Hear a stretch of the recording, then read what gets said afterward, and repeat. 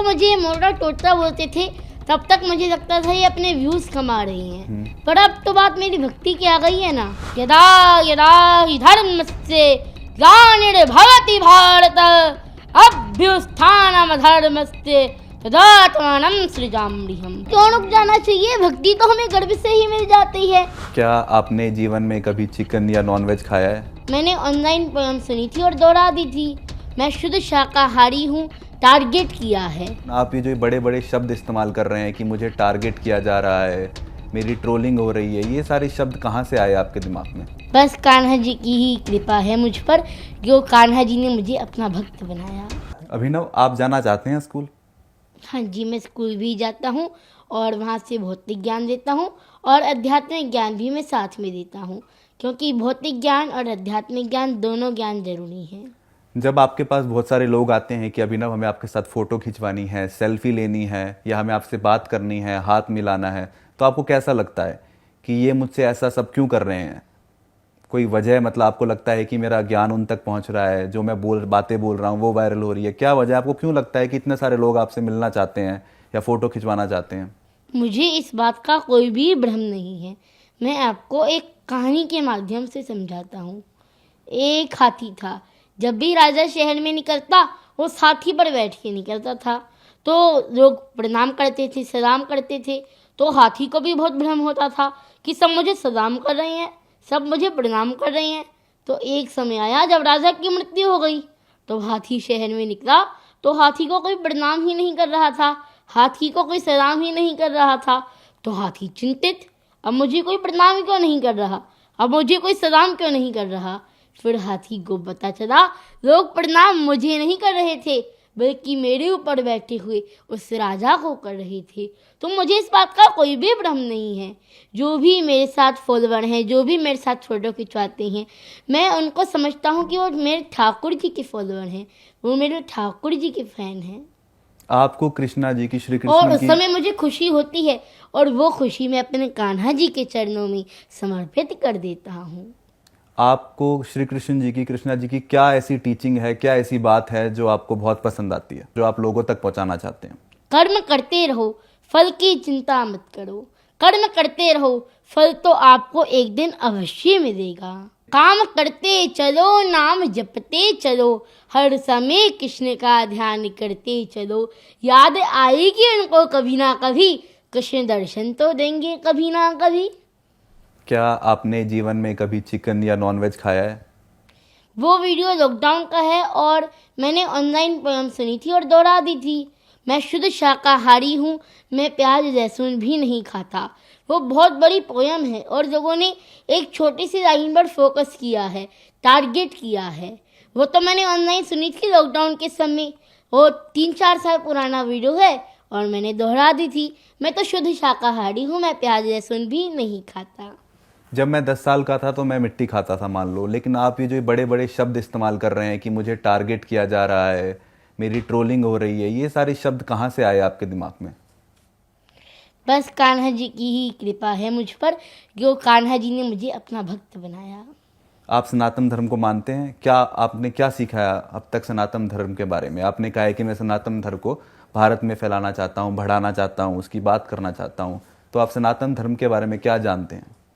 मैं तो सनातन धर्म का प्रचार करना चाहता हूँ और ये जो मेरे ऊपर आरोप लगाए जा रहे हैं ये बहुत ही दुर्भाग्य की बात है।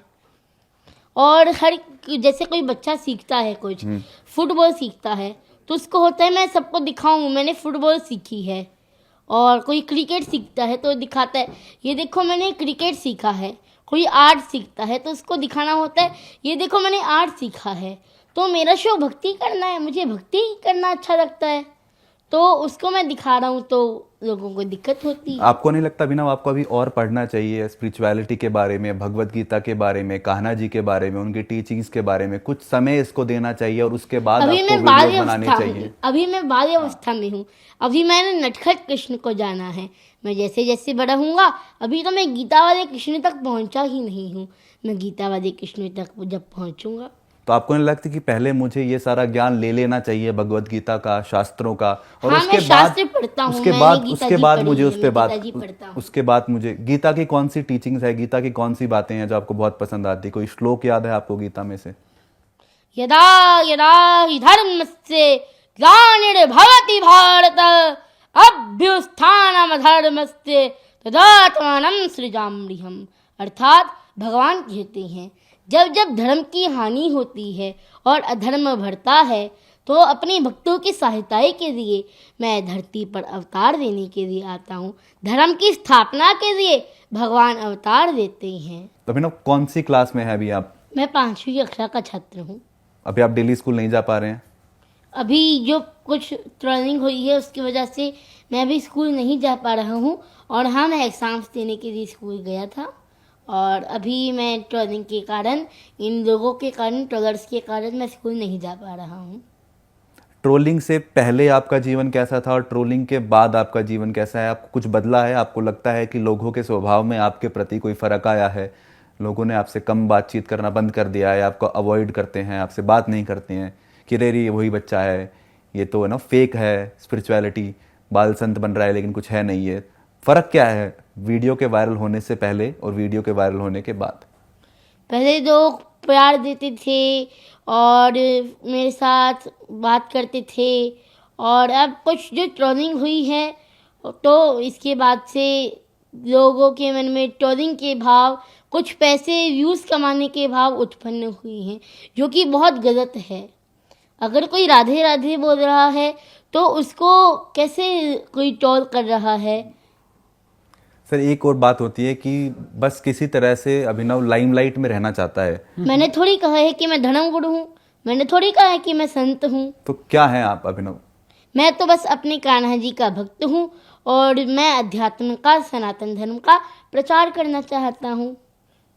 मेरा उद्देश्य नहीं था कि इन लोगों के खिलाफ कोर्ट जाना, यूट्यूबर्स के खिलाफ कोर्ट जाना, लेकिन मुझे इन यूट्यूबर्स के खिलाफ कोर्ट जाना ही पड़ा।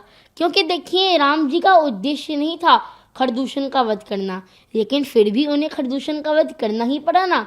भगवान कृष्ण का उद्देश्य नहीं था शिशुपाल का वध करना, लेकिन फिर भी उनको उनका वध करना पड़ा।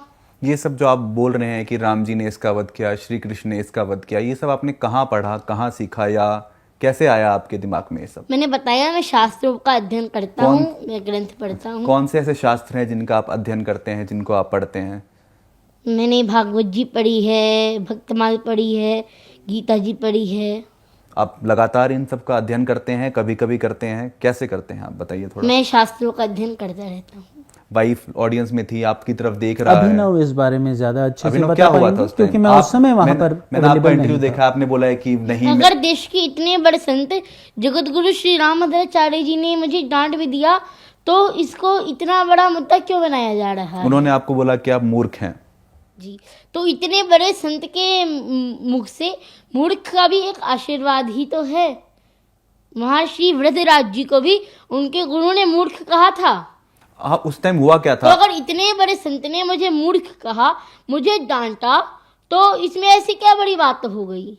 उस टाइम हुआ क्या था? आपको किसी ने बोला था कि वहां और पास जाओ, उनके और वो वीडियो कथा- बनाओ, रील बनाओ, हुआ क्या था वो उस कथा समय? इंद्रेश महाराज जी के आवास पर हुई थी, जब मुझे जगत गुरु रामभद्राचार्य जी के मंच पर मैंने राम जी के नाम का जयकारा लगा दिया था, जिससे कि मंच की गरिमा भंग हुई, और उसके बाद मैं अपने अंदर सुधार भी लाया। और इतने बड़े संत महाराज जी के मुख से अगर मुझे डांट पड़ी, उन्होंने मुझे नीचे जाने को कहा, मुझे मूर्ख कहा, तो ये तो मुझे आशीर्वाद स्वरूप मैंने पाया है।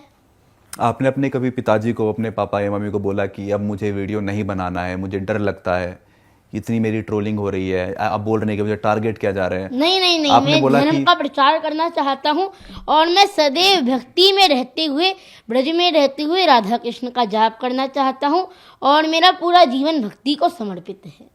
आपको डर नहीं लगता कोई आप पे कुछ हमला कर सकता है या और कुछ हो सकता है आपको लेके? डर नहीं लगता आपको? देखिए, अब ये जो ट्रोलिंग हुई है, तो इस पर जो हुआ, ये तो बहुत ही गलत हुआ। सर, एक अच्छा वक्ता बनने से पहले एक अच्छा श्रोता बनना बहुत ज़रूरी होता है। मेरा ये सवाल है कि आपको लगता है कि अभिनव को थोड़ा रुक जाना चाहिए अभी 1-2 साल के लिए, जब ये थोड़ा जो कंट्रोवर्शियल चीजें चल रही हैं, जो वीडियो अरे बन क्यों रुक रही जाना हैं। चाहिए? भक्ति तो हमें गर्भ से ही मिल जाती है। अभिनव आपकी क्या उम्र थी, किस उम्र में आपको लगा कि मैं तो भक्त बनना चाहता हूँ, कृष्ण जी का भक्त बनना चाहता हूँ, राधा जी का भक्त बनना चाहता हूँ और अपना जीवन इसी को समर्पित करना चाहता हूँ? भक्ति तो हमें गर्भ से ही मिल जाती है, लेकिन जैसे जैसे बच्चा बड़े होने लगता है वो संसारिक जीवन में अपना आनंद खोजने लगता है। वो ये भूल जाता है कि सच्चा आनंद तो प्रभु की भक्ति में ही है। जैसे हम बाजार से एक बर्तन खरीदते हैं, वो बिल्कुल चमक रहा होता है, लेकिन जैसे जैसे हम उसका उपयोग करते हैं वो मैला होने लगता है, काला होने लगता है। लेकिन अगर हम उसको शुद्ध करके रोज धोएं तो वो मैला ही नहीं होगा। वैसे ही भक्ति तो हमें गर्भ से ही मिल जाती है, लेकिन बच्चा मोह माया में, संसारिक जीवन में अपना आनंद खोजने लगता है। अगर बच्चा सोच ले कि मुझे भक्ति ही करनी है तो आप भक्ति के मार्ग पर बने रहेंगे।